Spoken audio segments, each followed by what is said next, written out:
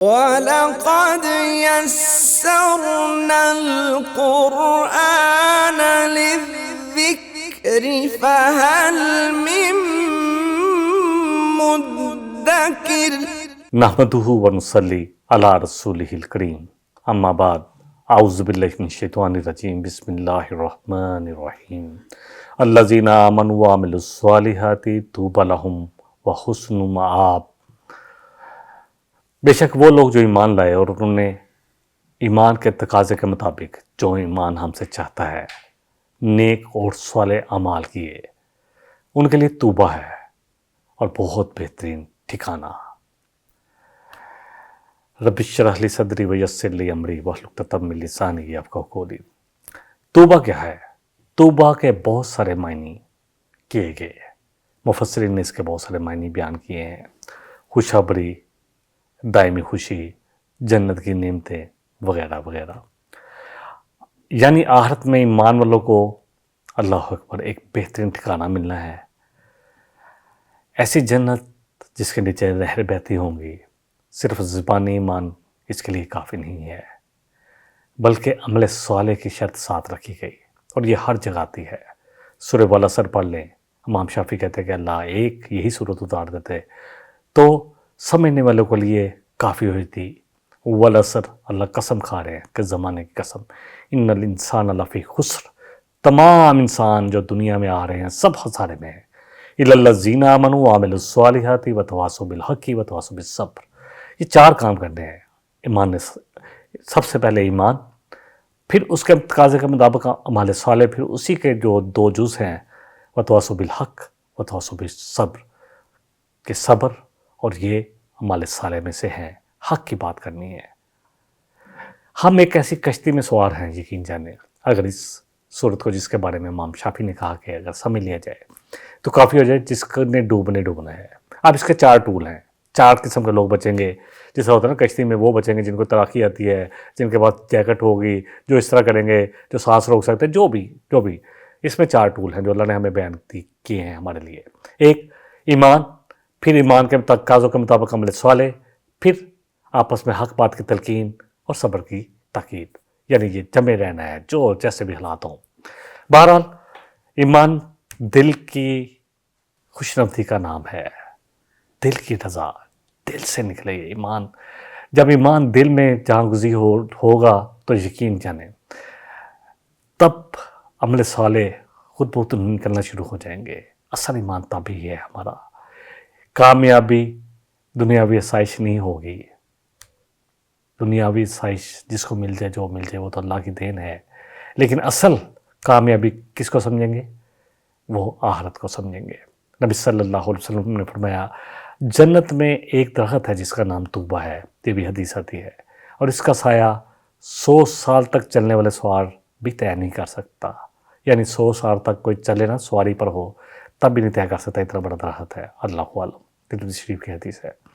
کذالک ارسلناک فی امۃ قد خلت من قبلہا، اسی طرح ہم نے اے نبی صلی اللہ علیہ وسلم آپ کو بھیجا ایک امت میں، قد خلت من قبلہا، اسی طرح ہم اس سے پہلے بھی بھیجتے رہے اور بھی امتوں میں، امم لتتلو علیہم الذی اوحینا الیک، تاکہ آپ پر سنائیں، آپ کو بھی جس طرح پہلے رسول آئے تھے آپ بھی اسی طرح آئے، اور آپ کا کام کیا ہے؟ لتتلو علیہم الذی اوحینا الیک، کہ جو اللہ نے آپ پر وحی کیا ہے نا، یہ قرآن، یہ ان تک پہنچا دے، ان پر پڑھ سنائیں، یہ پورے کا پورا قرآن ایک ایک لفظ ان تک پہنچا دے، اور پہنچا بھی دے اور ساتھ ساتھ ان کو سمجھا بھی دے، وضاحت بھی کر دے، کیونکہ آپ دو قسم کی وحی جو اترتی تھی آپ پر، ایک وحی خفی اور ایک وحی جلی یہ قرآن کی صورت میں، جس کا ایک ایک لفظ اللہ کی جانب سے ہے، اور خفی جو اللہ آپ کے دل میں ڈال دیتے ہو، پھر آپ اپنی زبان دستیاب ادا کر دیتے ہیں، آپ اپنی مرضی سے کچھ بھی نہیں بولتے، وہی بولتے ہیں جو آپ پر وحی کیا جاتا ہے، تو اللہ جو آپ کے دل میں ڈال دیتے آپ وہی بولتے۔ نبی صلی اللہ علیہ وسلم کی رسالت کی تصدیق تسلی کے طور پر نازل ہوئی، اللہ اکبر، کہ آپ اللہ کے رسول ہیں، اور بہت ساری جگہ پر یہ نازل ہوئی، کذالک ارسلناک فی امۃ، جس طرح آپ سے پہلے بھی بہت ساری امتوں میں رسول اور نبی آتے رہے، اسی طرح آپ کو بھی بھیجا۔ آپ صلی اللہ علیہ وسلم نے فرمایا کہ ہم سب انبیاء، اور سب نے یہی کیا، اللہ بھائی ہیں، یعنی اللہ وہ ہوتے ہیں جو باپ کی طرف سے ایک ہوں، جن کی مائیں ڈیفرنٹ ہوں، دین ایک ہی ہے لیکن شریعتیں مختلف ہیں، اور شریعت آ کر مکمل ہوئی محمد رسول اللہ صلی اللہ علیہ وسلم پر۔ اور باقی رہا پیغام، آپ نے فرمایا یہ تو سب کا پیغام ایک اللہ کا تعارف تھا کہ ایک اللہ کی طرف آ جاؤ، اس کی مان لو، کامیاب ہو جاؤ گے۔ وَهُمْ يَكْفُرُونَ بِالرَّحْمَٰنِ، اور جب ان سے کہا جاتا ہے آؤ رحمان کی بات سنو، تو رحمان کا انکار کرتے ہیں کہ بھائی رحمان کون ہے، ہم رحمان کو نہیں جانتے۔ یہ اللہ کو تو وہ جانتے تھے لیکن رحمان کے وہ منکر تھے۔ اللہ کے تعارف میں الرحمن الرحیم یہ دونوں ہی آتے ہیں، عبدالرحمن عبدالرحیم۔ تو بہرحال وہ اس چیز پر ضد کر بیٹھے کہ یہ رحمان کون ہے، ہم نہیں مانتے رحمان کو۔ کل ہوا ربی، آپ نبی صلی اللہ علیہ وسلم کہتے ہیں ایک تو اللہ ہے نا، اللہ، کہ اس کے علاوہ کوئی الہ نہیں۔ اب رحمان اللہ کے 99 نام ہے، جو بھی ان کو پکارے گا اللہ اکبر، سب اللہ کی شان کو ظاہر کرتے ہیں۔ تو آپ سے کہا کہ آپ تعارف کرائیں، کل ربی لا الہ الا ہو، کہ رب میرا وہی ہے جو اس کے سوا کوئی رب نہیں، علیہ توکلت، اسی پر میرا توکل ہے، وَإِلَيْهِ مَتَاب، اور اسی کی طرف میرا لوٹنا بھی ہے۔ رحمان کے نام سے انکار، حالانکہ اللہ اکبر الرحمن، اس میں رحم ہے، طوفان طغیان، ایسا رحم جو ہر مشکل کو دور کر کے آ جاتا ہے۔ اللہ کی رحمت اور شفقت کو ظاہر کرتا ہے یہ نام، اور کہتے تھے یہ رحمان کیا ہے۔ سورہ بنی اسرائیل میں ہم پڑھیں گے انشاءاللہ، قُلِ ادعُوا اللَّهَ أَوِ ادعُوا الرَّحْمَٰنَ، اے نبی صلی اللہ علیہ وسلم کہیے کہ تم چاہے اللہ کہہ کر پکارو یا رحمان کہہ کر، جس نام سے بھی تم چاہو اللہ کو پکارو، اسی کے لیے ہیں یہ سارے خوبصورت نام۔ وَلَوْ أَنَّ قُرْآنًا سُيِّرَتْ بِهِ الْجِبَالُ، اللہ فرما رہے ہیں کہ اگر ہم اس قرآن کو اتار دیتے، اللہ اکبر، تو پہاڑوں پر چلا دیتے نا، تو پہاڑ چلنا شروع ہو جاتے اس قرآن کی وجہ سے۔ اس کی ویلیو کو ہمیں سمجھ نہیں ہے۔ لو انزلنا ھذا القرآن علی جبل لرأیتہ خاشعا متصدعا من خشیۃ اللہ وتلک الامثال نضربها للناس ولعلہم یتفکرون، اللہ فرما رہے ہیں جیسے سورہ حشر میں کہ اگر اس قرآن کو ہم پہاڑ پر نازل کر دیتے تو آپ دیکھتے نبی صلی اللہ علیہ وسلم کہ اس کی خشیت کی وجہ سے، اس کی دہشت کی وجہ سے پہاڑ ریزہ ریزہ ہو جاتے ہیں۔ اور یہ مثالیں ہم اس لیے بیان کرتے ہیں تاکہ لوگ غور و فکر کریں۔ یہاں اللہ فرما رہے ہیں وَلَوْ أَنَّ قُرْآنًا سُيِّرَتْ بِهِ الْجِبَالُ، اگر ہم اس قرآن کے ذریعے پہاڑ چلا دیتے پہاڑ، اور قُطِّعَتْ بِهِ الْأَرْضُ، یا اس قرآن کو اگر زمین پر نازل کر دیتے نا، جو اس کی حیثیت ہے، یہ تو کتاب کی صورت میں کیا قرآن ہے، یہ اللہ کا کلام ہے، تو کیا ہوتا کہ زمین ٹکڑے ٹکڑے ہو جاتی۔ یہ آیت کفار کے ان مطالبات کے جواب میں ہے جو کہتے تھے پہاڑ ہٹ جائیں یہاں سے، مکے کی پتھریلی زمین پر باغ بن جائیں، یہاں چشمے جاری ہو جائیں۔ اللہ تعالیٰ نے آپ سے فرمایا کہ ہم ایسا کرنے پر قادر ہیں، مگر اس کے بعد اگر انہوں نے نہ مانا، ایمان نہ لائے، کفر کیا، تو ایسا عذاب دیں گے ان کو کہ اس سے پہلے کسی کو نہ دیا ہوگا۔ دیکھیں جب یہ بار بار معجزے مانگتا ہے نا انسان، جب یہ مشرکین مکہ آپ سے بار بار کہتے تھے کہ ہمیں کوئی حصی معجزہ دکھائیں، ہمیں ایسا معجزہ دکھائیں جو آپ قرآن کہتے ہیں معجزہ ہے لیکن ہوگا، ہمیں تو حصی دکھائیں۔ کہتے تھے کہ یہ مکے کی جو وادی ہے پتھریلی، پہاڑ ہٹ جائیں، یہاں سبزہ ہو جائے، یہاں چشمے بہنے شروع ہو جائیں۔ تو یہی مطالبہ کیا تھا عیسیٰ علیہ السلام سے ان کے حواریوں نے، قال اللہ انی، کہا تھا کہ عیسیٰ علیہ السلام ہمارے لیے دعا کریں کہ اللہ ہمارے لیے ایک دسترخوان اتار دے کھانے سے بھرا ہوا آسمان سے، تاکہ ہمارے دلوں کو اطمینان ہو جائے۔ تو کہا موسیٰ علیہ السلام نے، قال اللہ انی منزلوها علیکم، کہ اللہ سبحانہ وتعالیٰ کہتے ہیں کہ میں اس کو تم پر اتار سکتا ہوں، اتار دوں گا۔ فَمَن يَكْفُرْ بَعْدُ مِنْكُمْ، اور اس کے بعد بھی اگر کسی نے پھر کفر کیا نا، فَإِنِّي أُعَذِّبُهُ عَذَابًا لَا أُعَذِّبُهُ أَحَدًا مِنَ الْعَالَمِينَ، تو میں اس کو ایسا عذاب دوں گا جو اس سے پہلے کسی ایک کو بھی نہیں دیا ہوگا، ایسا عذاب بہرحال یہ سورہ المائدہ کی آیت ہے. نبی صلی اللہ علیہ وسلم جب بہت زیادہ شدید مذمت ہو رہی تھی اور بار بار تقاضے آ رہے تھے تو جبریل علیہ السلام آپ کے پاس آئے کہ جو یہ مانگ رہے ہیں اللہ کرنے پر قادر ہے، لیکن اگر انہوں نے اس کے بعد بھی یہ ایمان نہ لائے تو پھر ایسا عذاب آئے گا جو اس سے پہلے کسی کو نہیں ملا ہوگا. جس طرح اس آیت میں آ رہا ہے نا کہ اللہ کہہ رہے ہیں کہ میں ایسا عذاب دوں گا جو اس سے پہلے کسی کو جہان میں نہیں دیا ہوگا.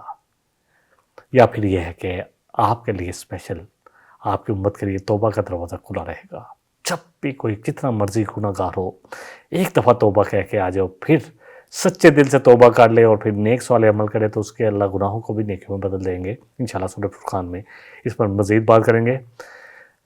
آیت کے اگلے سے میں او کلما بہل موتا، یا ان کے لیے کہ چاہتے کیا تھے کہ یہ قرآن چلا دیا جائے، اس سے پہاڑ چلا دیے جائیں، یا دوسرا یہ چاہتے تھے دوسری جو خواہش تھی، یا زمین پر ڈال کے زمین کے ٹکڑے کر دیے جائے اس قرآن کے ذریعے، یا مردے ہم سے کلام کرے. اللہ فرما رہے ہیں بل اللہ الامر جمیعا، سارے کے سارے معاملات، سارے کے سارے اختیارات تو اللہ ہی کے پاس ہے. بات وہی ہے کہ یہ ہم پہلے بھی پڑھ چکے ہیں کہ بہت ساری نشانیاں یہ مانگتے تھے، جیسے ہم نے اس سے پہلے سورہ الانعام کی آیت نمبر 11 میں پڑھا لو اننا نزلنا الیہم الملائکۃ. اللہ فرما رہے کہ اگر ہم ان پر فرشتے بھی نازل آ جاتے نا، فرشتے ان سے آ کر باتیں کرتے اور ان سے مردے کلام کرتے، وحشرنا علیہم کل شیء، اور ہر چیز جو یہ مانگ رہے ہیں ان کے سامنے لا کر کٹھی کر دی جاتی، قبولا ان کے سامنے حاضر کر دی جاتی. ما کانوا لیؤمنوا الا ان شاء اللہ، پھر بھی یہ ایمان نہ لاتے. ایمان تو وہی لائے گا جو سچے دل سے پلٹے گا. تو ہم نے پڑھی آیت نمبر 27 اسی صورت کی کہ جو اللہ کی طرف رجوع کرے گا، جو آنا چاہے گا نا، ایمان تو وہی لائے گا. اللہ فرمانے افلم یئس الذین آمنوا، تو کیا یہ ایمان والے جو ہیں کیونکہ سختی بہت تھی تو کیا یہ مایوس ہو گئے؟ کیا کہ ان کے دلوں کو یہ چیز اتنا نہیں پہنچا رہی؟ اللہ یشاء اللہ لہدی الناس جمیعا، کہ اگر اللہ چاہے تو ساری انسانیت، سارے انسانوں کو ہدایت دے سکتا ہے.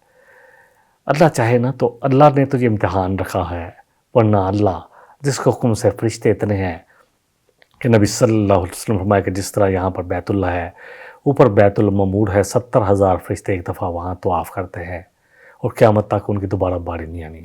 اللہ کی کتنی مخلوق ہے ہم جانتے نہیں ہیں. یہ پہاڑ، یہ سمندر، یہ دریا، اس میں کتنی مخلوق ہے، اور اس کے علاوہ یہ انسانوں کے لیے بنایا گیا ہے، اور انسان کل قیامت کے لیے امتحان ہم میرا اور آپ کا ہے. بہرحال اللہ سب کو دے دیتے، سارا نظام اللہ کے قبضے میں ہے، معجزہ دکھانا نہ دکھانا اسی کے اختیار میں ہے، لیکن یہ دنیا امتحان گاہ ہے، اس لیے انسان کو اختیار دیا گیا ہے. اما شاکرا و اما کفورا انا ہدینہ السبیل، ہم نے دونوں راستے دکھا دیے. اللہ فرما رہے ہیں سورہ دہر میں اما شاکرا و اما کفورا، جس کا جی چاہے شکر گزار بن جائے، اللہ کی ایمان کر، اور جس کا جی چاہے انکار کر دے، کفر پر رہے. اللہ اکبر. اسی طرح اللہ فرما رہے ہیں سورہ یونس کی آیت نمبر 99 ہے وَلَوْ شَاءَ رَبُّكَ لَآمَنَ مَنْ فِي الْأَرْضِ كُلُّهُمْ جَمِيعًا.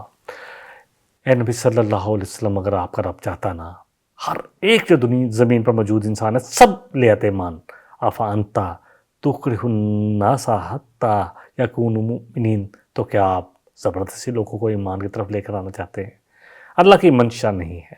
اللہ کہتے ہیں ہم نے فَأَلْهَمَهَا فُجُورَهَا وَتَقْوَاهَا، ہم نے دونوں چیزیں رکھ لی ہیں، قَدْ أَفْلَحَ مَنْ زَكَّاهَا وَقَدْ خَابَ مَنْ دَسَّاهَا. اللہ کا تو مسئلہ نہیں ہے کہ فلاں وہ پالے گا جس نے اپنا تزکیہ کر لیا، اور جو جس نے دنیا میں اپنے آپ کو لگا دیا وہ ہائی و حاصل رہے گا. جو اس دنیا ہی کو سب کچھ سمجھ رہا ہے اور اللہ کو نہیں پہچان پا رہا تو ہائی و حاصل رہے گا. اللہ جس کا جی چاہے فل یؤمن، اور جس کا جی چاہے فل یکفر، جس کا جی چاہے کفر کرے. سورہ اس میں کہف میں بھی آ رہا ہے. تو یہ امتحان ہے، اللہ نے یہ دنیا ہی امتحان کے لیے پیدا کی ہے. الذی خلق الموت والحیات لیبلوکم ایکم احسن عملا، تمہیں دیکھے کہ کون ہے اسلام قبول کرتا ہے اور پھر اس کے تقاضوں کے مطابق خوبصورت اعمال بھی کرتا ہے. تو اللہ فرمائے وما کان لنفس ان تؤمن الا باذن اللہ، کوئی جان نہیں لا سکتی جب تک اللہ نہ چاہے، اور اللہ دیکھتا ہے دلوں کو، نیتوں کو، کون کس نیت سے لے کے آ رہا ہے اس ایمان. جو بھی اللہ کی طرف پلٹے گا تو اللہ اس کو ضرور ایمان کی طرف لے آئیں گے.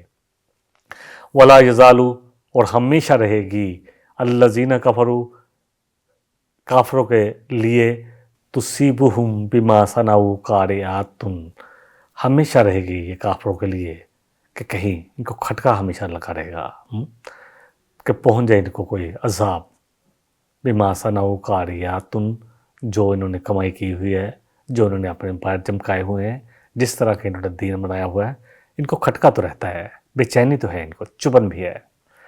او تحلو قریبا من دارہم یا اترا ان پر کوئی عذاب ان کے گھروں کے پاس، آ جائے کوئی بڑی مصیبت۔ دل مطمئن نہیں تھے ان کے، دل مطمئن آج بھی نہیں ہے۔ ہم لوگ جو ایمان کے دعوے دار ہیں، جب ہمارا یقین والا ایمان نہیں ہوگا، یقین والا ایمان جیسا صحابہ کا بنا تھا یقین، جیسے غزوہ احد میں جب نبی رحمت صلی اللہ علیہ وسلم فرمایا کہ جو اللہ کے لیے لڑے گا اس کے لیے جنت ہے، تو ایک صحابی انہوں نے کھجوریں ہاتھ میں پکڑی تھی وہیں رکھی اور کہا پھر ادھر ہی جا کے کھاؤں گا، اور پھر لڑتے ہوئے یہی شہید ہو گئے۔ اپنی جان اور مال انہوں نے اللہ کے لیے بیچ دی تھی، اللہ کے لیے، اللہ کے ہاتھ میں رکھ دی تھی، اس کے بعد جنت حاصل کی۔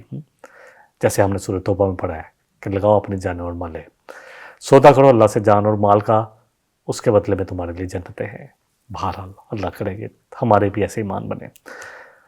اللہ فرمانے سورہ احقاف میں بھی وَلَقَدْ أَهْلَكْنَا مَا حَوْلَكُم مِّنَ الْقُرَىٰ کہ تم دیکھتے تو ان کو پتہ تھا، ایک گزرتے تھے سب ادھر شام کی طرف، اور سمود کو جو پتھروں میں گھر تراشے ہوئے تھے ان کو پتہ ہے ان پر کیا عذاب آیا، اور ادھر یہ لوط علیہ السلام جب بیٹھے لوط کے پاس سے گزرتے تھے ان کے تجارتی قافلے تو ان کو پتہ تھا ان پر کیا عذاب آیا۔ تو اللہ فرمانے وَلَقَدْ أَهْلَكْنَا مَا حَوْلَكُم من القریٰ کتنی بستیاں ہیں تمہارے ارد گرد جن کو ہم نے تباہ کیا، وَصَرَفْنَا الْآيَاتِ لَعَلَّهُمْ يَرْجِعُونَ اور ہم نے اپنی آیات جو ہے پھیر پھیر کر لائے تھے ان کے لیے تاکہ وہ پلٹ آئیں۔ أَفَلَا يَرَوْنَ أَنَّا نَأْتِي الْأَرْضَ نَنْقُصُهَا مِنْ أَطْرَافِهَا کیا یہ دیکھتے نہیں ہیں کافر؟ اللہ فرما رہے ہیں کہ ہم زمین کو سمیٹ کر لا رہے ہیں، ان کو سمیٹ رہے ہیں ان کے آس پاس سے۔ افہم الغالبون تو کیا یہ غالب رہیں گے؟ ان کو نظر آ رہا تھا کہ آہستہ آہستہ اسلام کی طرف لوگ بڑھ رہے ہیں الحمدللہ۔ اور پھر یہ کیونکہ مکی صورت ہے اور مدنی صورتیں جو ہیں جو ہجرت کر کے بڑی مجبور ہو کر نکلے کچھ ہی عرصے کے بعد الحمدللہ غزوہ بدر میں اللہ نے ان کو کیسی فتح عطا فرمائی۔ اللہ ہمارے حتیٰ یاتی یا وعد اللہ، تو یہ تو جب اللہ کا وعدہ آ جائے گا نا، ان اللہ لا یخلف المیعاد، یہ اس بار پر جو جس حادثے سے ڈالے نا تو آ جائے گا اللہ کا وعدہ۔ پھر ان کو عذاب کی قسط ملی، پہلی قسط غزوہ بدر میں، اور پھر برات من اللہ و رسولی، بیزار ہے اللہ اور اس کے رسول۔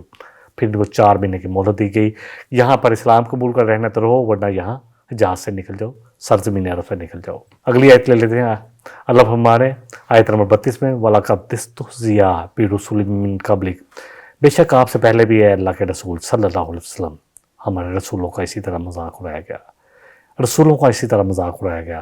وَأَمْلَيْتُ لِلَّذِينَ كَفَرُوا لیکن ہم ان کو مہلت دیتے رہے، ڈیل دیتے رہے کہ خیر پلٹیں۔ دیکھیں اللہ فوراً نہیں پکڑتا، اللہ بہت مہلت دیتا ہے۔ ہم بھی اپنے حالات دیکھ لیں کتنی مہلت ملتی ہے، لیکن پھر اللہ کی پکڑ بھی بڑی شدید ہے۔ ہم پڑھ چکے ہیں سورہ ہود میں لِلَّذِينَ كَفَرُوا ثُمَّ أَخَذْتُمْهُمْ، اللہ فرمانے کہ وَأَمْلَيْتُ لِلَّذِينَ كَفَرُوا اللہ ڈیل دیتا ہے، مہلت دیتا ہے کن کو؟ جو اللہ کا انکار کرنے والے ہیں، جو کفر کرنے والے ہیں، ناشکرے لوگ۔ ثُمَّ أَخَذْتُهُمْ پھر ہم اللہ کہتے ہیں ان کو پکڑ لیتے ہیں۔ وَكَيْفَ كَانَ عِقَابِ تو کیسی ہوتی ہے ہماری پکڑ، عقب سے پکڑنا، عقاب جیسے جھپٹتا ہے نا، اس طرح اللہ کی پکڑ آ کر مہلت نہیں ملتی پھر انسانوں کو۔ سورہ ابراہیم میں بھی اللہ فرمانے فَلَا تَحْسَبَنَّ اللَّهَ مُخْلِفَ وَعْدِهِ رُسُلَهُ تو نہ گمان کرے کہ اللہ اپنے وعدوں سے جو رسولوں سے کیے ہیں اللہ ان کے خلاف کرے گا۔ ان اللہ عزیز ذو انتقام اللہ بڑا زبردست ہے اور بڑا زبردست انتقام لینے والا ہے۔ سورہ ابراہیم کی آیت نمبر جو ہے 47 ہے، اس طرح اللہ فرما رہے ہیں۔ سورہ حج کی آیت نمبر 48 میں وَقَعِهِم مِّن قَرْيَةٍ أَمْلَيْتُ لَهَا کتنی ہی تو بہت ہی بستیاں تھیں جن کو ہم نے مہلت دی، وَهِيَ ظَالِمَةٌ اور تھی وہ ظالم، ثُمَّ أَخَذْتُهَا پھر ہم نے ان کو پکڑ لیا، وَإِلَيَّ الْمَصِيرُ، اور پھر ان سب کو، یہ تو دنیا کی پکڑ ہے، آخرت میں بہت بڑی پکڑ کی طرف آنا ہے، ہماری طرف لوٹنا ہے۔ نبی صلی اللہ علیہ وسلم سے حدیث بھی ہے، آپ نے فرمایا ان اللہ لا یملی للظالمین، کہ بے شک اللہ تعالیٰ دیتا ہے یقیناً مہلت ظالموں کو، حتی اذا اخذہ لم یفلت، پھر جب پکڑ لیتا ہے تو پھر اللہ اکبر، پھر کوئی مہلت نہیں ملتی، پھر کوئی رعایت نہیں ہوتی ان کے ساتھ۔ سورہ ہود میں آتا ہے ثم قرأ وکذالک اخذ ربک، پھر اللہ اکبر، اللہ فرما رہے ہیں کہ اسی طرح آتی ہے اللہ کی جو پکڑ، اذا اخذ القری، جب وہ پکڑتا ہے بستیوں کو، وہی ظالمۃ، اس حال میں کہ وہ ظلم کر رہی ہوتی ہیں، تو اللہ کی پکڑ بڑی، اللہ اکبر، بڑی شدید ہے، بڑی زبردست، بڑی دردناک ہے۔ اللہ کے نبی صلی اللہ علیہ وسلم نے پہلے بخاری شریف کی یہ حدیث بیان کی، اللہ ضرور دیتا ہے مہلت، لیکن جب پکڑتا ہے تو پھر اس کی پکڑ بھی بڑی شدید ہے۔ سورہ ہود کی آیت نمبر 2 تھی جو میں نے تلاوت کی، اور بخاری شریف کی جو حدیث ہے وہ 4682 ہے۔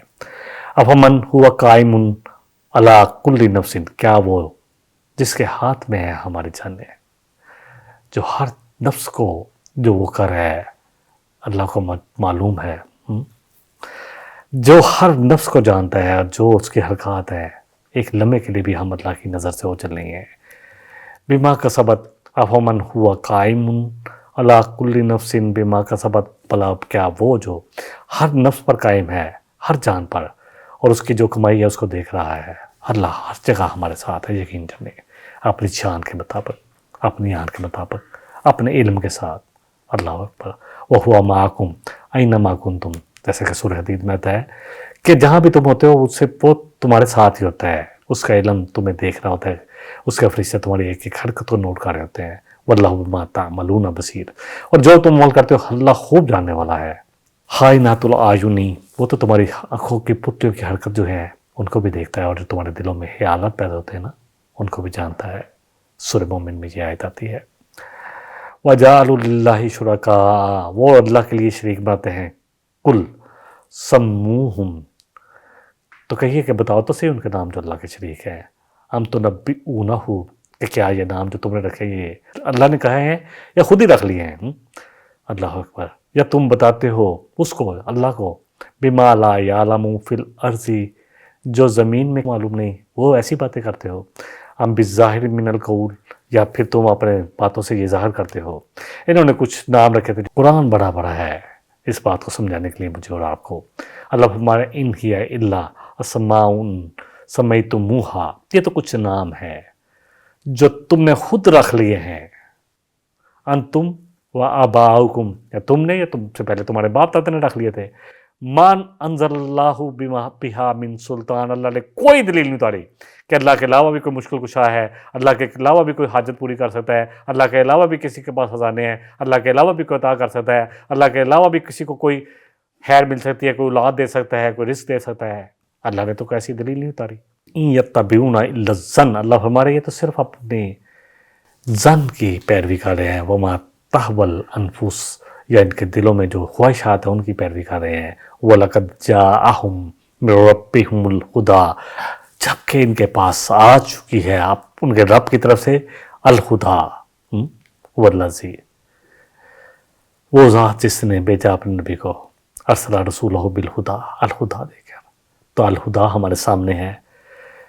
اصل بات یہ ہے کہ ہم کب آئیں گے اس الہدا کی طرف، کب سنی سنائی باتوں سے ہم ہدایت لینے کی کوشش کریں گے، جب تک اس الہدا کی طرف نہیں آئیں گے، جب تک اس قرآن اور صاحب قرآن کی طرف نہیں آئیں گے۔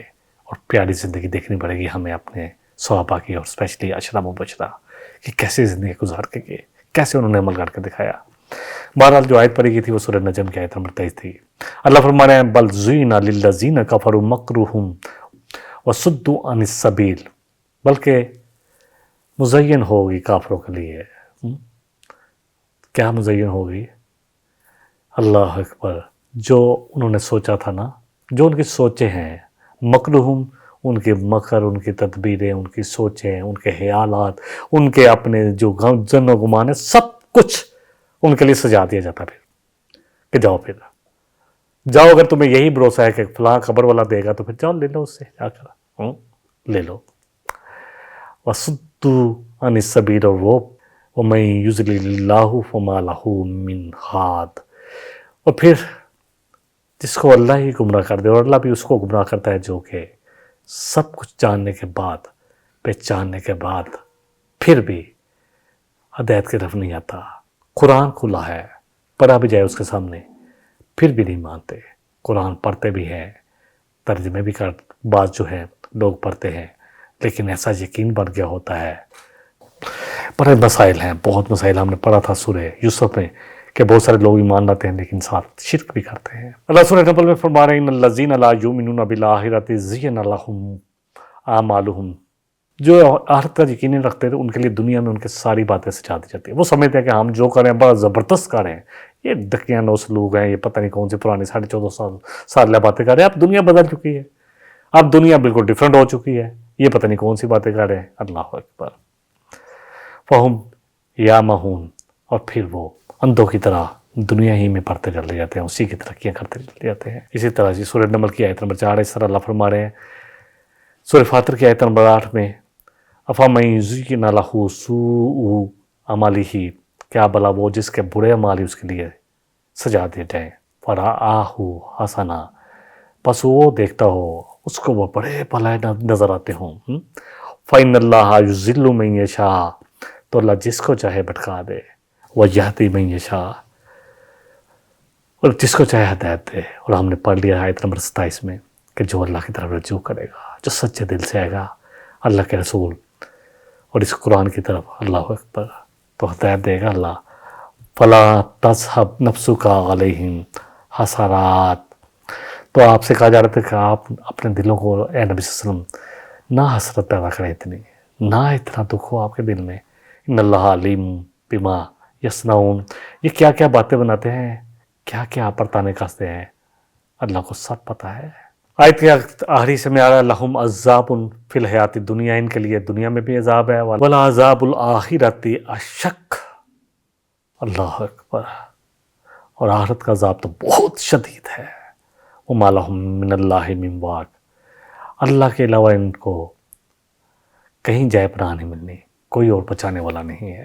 ایسے لوگوں کو دنیا میں بھی سزا ملتی ہے، بے چینی رہتی ہے، نرم ریشمی بستروں پر بھی نیند نہیں آتی، کبھی ادھر اور کوئی ادھر، نیند کی گولیاں کھانے بغیر ان کا گزارا نہیں ہوتا، اللہ اکبر، دل کی بے سکونی، پھر بیماریاں لگی ہوتی ہیں، ہر وقت ڈپریشن میں ہوتے ہیں، اللہ اکبر، رشتوں سے تکلیفیں پہنچتی ہیں، رشتہ داروں سے، یعنی بیٹے بیٹی ایسے کام کرتے ہیں کہ وہ بھی ان کے نافرمان ہوتے ہیں، خوف، اضطراب، پریشانی، ذلت، رسوائی، یہ سارا کچھ اس میں مبتلا ہوتے ہیں۔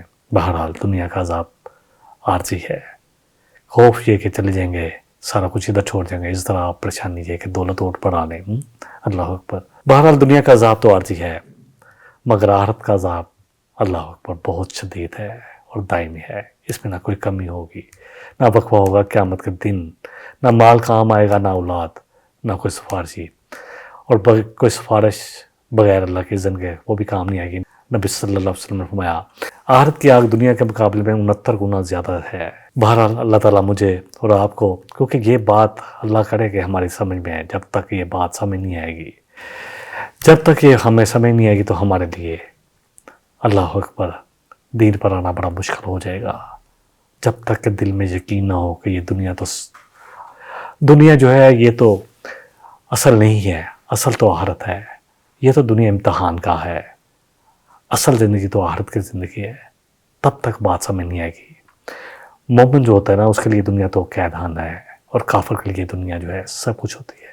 اللہ ہمیں ایمان کی سچی دولت نصیب فرمائے، اور اللہ ہمیں آخرت کے لیے کوشش کرنے والا بنائے۔ وآخر دعوانا ان الحمدللہ رب العالمین۔ إن هذا القرآن يهدي للتي هي أقوم ويبشر المؤمنين الذين يعملون الصالحات أن لهم أجرا كبيرا۔